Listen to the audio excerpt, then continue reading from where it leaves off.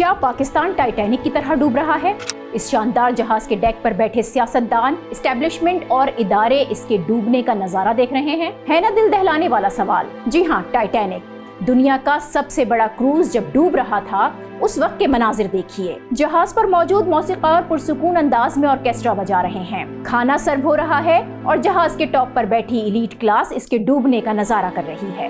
ہمارے ملک میں بھی اس وقت ایسا ہی کچھ ہو رہا ہے، جہاز ڈوب رہا ہے اور ہمارا سارا فوکس یہ ہے کہ the show must go on۔ معیشت کا برا حال ہے۔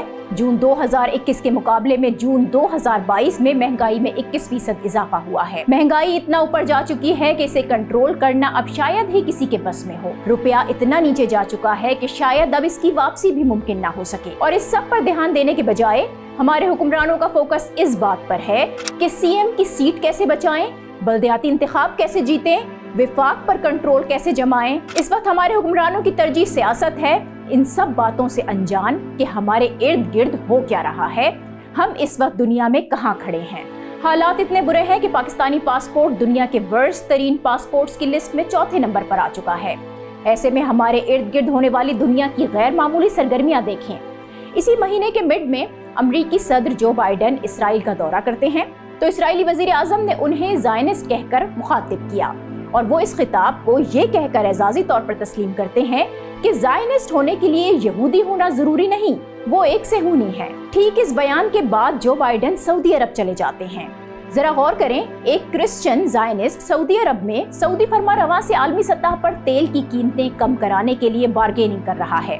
اسی ماہ 4 ممالک کے نئے اتحاد کا پہلا اجلاس ہوا، نام ہے I2U2۔ اس گروپ میں I2 انڈیا اور اسرائیل ہیں اور U2 امریکہ اور متحدہ عرب امارات کے لیے ہے۔ اس اجلاس کی صدارت بھی امریکی صدر جو بائیڈن نے کی، اور اس اجلاس میں بھارتی ریاست گجرات میں ایسے رینیویبل انرجی پلانٹس لگانے کا فیصلہ ہوا جو آنے والے وقتوں میں بھارت کو اس شعبے میں عالمی ہب بنا سکتے ہیں۔ اور ہماری وزارت خارجہ خاموش تماشائی ہے۔ عرب اسرائیل ڈیولپمنٹ کی تیزی دیکھیں۔ عرب اسرائیل کے درمیان ایک اور اہم معاہدہ ہونے جا رہا ہے جس میں اسرائیل عرب ممالک کو ڈیفنس شیلڈ مہیا کرے گا۔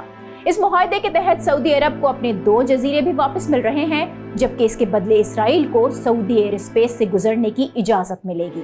یہ تو اسرائیل ہے، ادھر روس، ایران اور ترکی کو دیکھیں۔ اسی مہینے روسی صدر ولادیمیر پوٹن اور ترکی کے صدر رجب طیب ایردوان بھی تہران پہنچے ہیں، جہاں ایران، ترکی اور روسی سربراہان نے ہاتھ اٹھا کر اتحاد کا مظاہرہ کیا اور شام میں ساتھ مل کر لڑنے کا اعلان بھی کیا۔ تینوں رہنماؤں کی یہ تصویر بہت کچھ کہہ رہی ہے، لیکن پاکستان اس ڈیولپمنٹ سے مکمل طور پر لا تعلق ہے، انجان ہے۔ قطر افغانستان سے دفاعی معاہدہ کر رہا ہے، جس کے تحت قطر افغانستان کی سیکیورٹی فورس کو تنخواہ، وردی اور اسلحہ فراہم کرے گا۔ افغانستان کا کسی بھی ملک کے ساتھ یہ پہلا معاہدہ ہوگا۔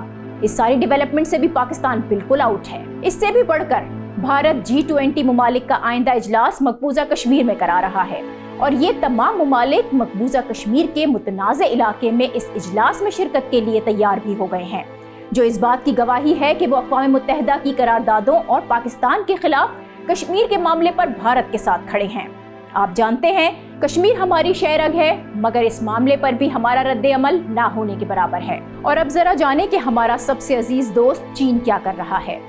پچھلے مہینے چین میں دوست ممالک کے درمیان شراکت کاری بڑھانے سے متعلق اہم کانفرنس ہوئی، جس میں 17 ممالک نے شرکت کی، لیکن یہاں بھی پاکستان کو مدعو نہیں کیا گیا۔ تو یہ ہے صورتحال۔ خطے کی اس پوری سیاست میں پاکستان کہیں نظر نہیں آ رہا۔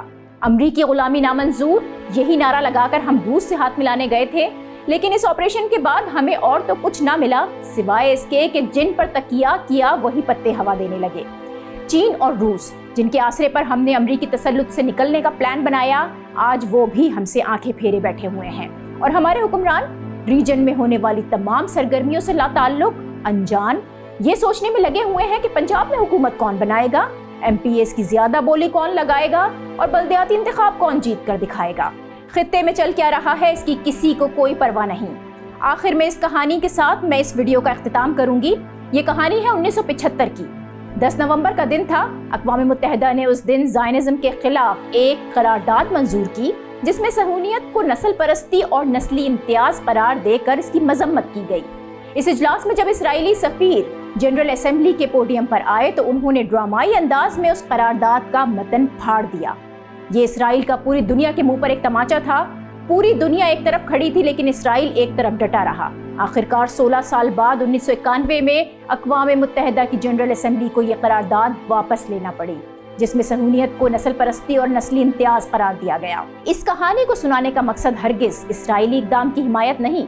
اسرائیل صہیونیت کے نام پر فلسطین میں جو کچھ کرتا چلا آ رہا ہے اسے کسی طور پر تسلیم نہیں کیا جا سکتا، لیکن یہاں مثال اس لیے دی جا رہی ہے، ایک ریاست، ایک چھوٹی سی ریاست جو غلط ہونے کے باوجود بھی دنیا کے آگے ڈٹ گئی اور دنیا کو اس کے آگے گھٹنے ٹیکنا پڑے۔ پاکستان بھی اس وقت عالمی سطح پر تنہا دکھائی دے رہا ہے۔ ہم ایک طرف ہیں اور دنیا مد مقابل۔ بس سوال یہ ہے کہ کیا ہم دنیا کو گھٹنے ٹیکنے پر مجبور کر سکیں گے؟ یہ سوال ہمیں خود سے اور اپنے حکمرانوں سے کرنے کی ضرورت ہے۔